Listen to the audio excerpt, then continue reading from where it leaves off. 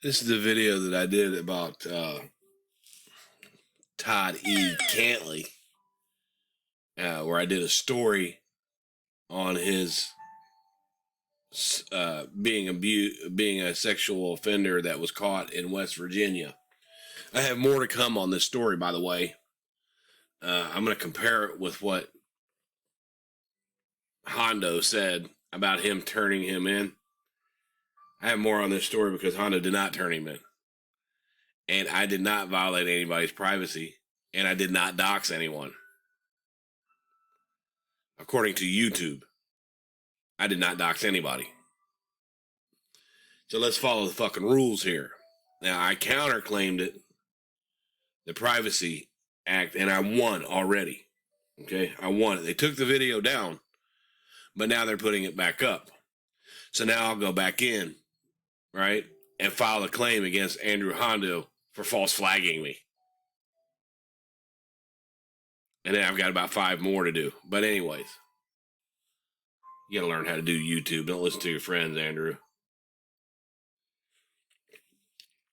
Andrew was claiming that I violated his privacy and that he told everybody that I doxed him. Nowhere in that video did I say Andrew Hondo lives here. This is his address.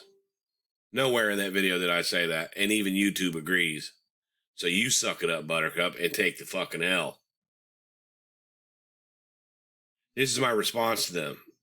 This is how I appealed it, and I appealed it as I would stand for myself in a court of law, in which I have served as my own attorney several times. People have seen the stories. I've served as my own attorney several times and won cases. Recently, over the last maybe 2 years, I'll give you an example. Over the last probably, it's been about 4 years actually. Nicole and I, who were looking to move anyway, looking to move out of that apartment that everybody says Rel ran me out of, we found this apartment over in Heber Heights, Ohio that was absolutely beautiful. It was on the corner. It was brick. It had a side deck, a carport, sliding glass doors out to the backyard, which was huge for the dog. It was awesome. And it was only $450 a month. So I called the guy up. And I told him I wanted it. He did the background check. He did the credit check and all that. And it was all down to, you just show up here and bring me the first month's rent and a security deposit. We were really happy about getting it. So when I showed up there to hand him over the money and sign the lease and all that stuff,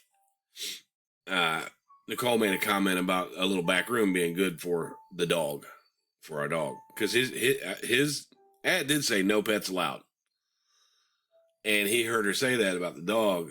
And he said, well, there's no pets allowed. And I said, it's not a pet. It's a service animal. And he said, well, I told you there was no pets allowed in this. And I said, yeah, but he's a service animal. You can't deny us because of that. And he said, well, I can do whatever I want. This is my house, and I can do whatever I want. And it says no pets allowed. He said, but I'll do you this. He said, this is what I'll do. He said, since it's a service dog, I'll just bring the rent up to $500 a month. I said, you can't do that either. I said, because this is a service dog. The law states that you can't raise the rent. You can't deny rent because of the service dog. And the guy says, well, I guess we have nothing more to talk about. And I said, sir, you can't do this. You're violating the Americans with Civil Disabilities Act. And he said, I can do anything I want. This is my apartment. So I got a hold of the urban housing development here in Dayton. I filed a claim against him, and I served against him as I served as my own attorney with this guy. I was going to sue him for discriminating, and I served as my own attorney, and he had followed he hired a good attorney. This guy did. So I sat down, I served as my own attorney, and I was telling it was like a hearing, not most of a court. His attorney was across from me, the other guy was there, and I was telling the lady, I said, I warned him, I let him know that he was violating the Discrimination Act. I brought up I had all the documents or pet therapy, pet service dogs. We had all the paperwork for the dog, all the shot records and all that. And I said, he told me he could do anything he wants. He didn't have to follow that. And when I said that, the guy lost his temper, got up, and started, I did not say that. I did not say that. I did not say that. But the bottom line is, Nicole had her phone on and started recording. And he did say that. You could hear him saying that. And we presented that. And the other lawyer was saying that I was trying to, how do you say it? Shame his name and all that and blah, blah, blah. But when the guy got up and lost his temper and I presented the evidence, we won that lawsuit. We won. It paid off pretty good. And I put that on YouTube a long time ago too. But anyways, this is how I worded it when Hondo said that I doxed him and that I was sharing his private information. Well, YouTube doesn't agree, fucking idiots. This is how I wrote it. I did a true crime story about sex offender Todd Cantley. He was a fugitive from justice caught in Beckley, West Virginia. Todd Cantley is not a YouTuber. He is prevented from having internet access by law. Todd Cantley could not have made that complaint. The video shows where he was arrested at. It does not talk about anyone else and sticks to the facts in the story. Laws and regulations, fair use for educational purpose. These details are public information. The law states that no one can expect privacy in any public setting. YouTube is a public setting, and the person in the video that was arrested is not a YouTuber.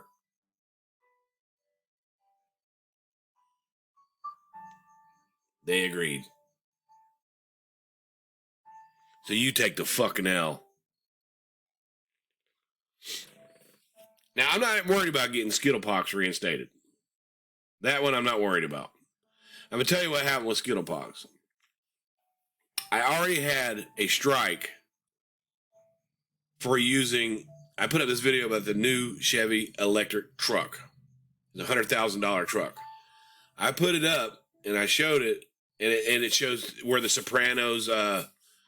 Meadow from the Sopranos, and what was the boy's name? I forget AJ. They were doing the commercial as the opening of the Sopranos where Meadow was driving this truck. And anyways, a brand new Chevy truck. If you remember the opening of the Sopranos where Tony's driving into Jersey and he goes through the little thing, well, they did that with the truck, but it was Meadow driving. Anyways, I put that up and I got a strike for it. They didn't like that. Then, if you remember right, I said Vinny struck me, right?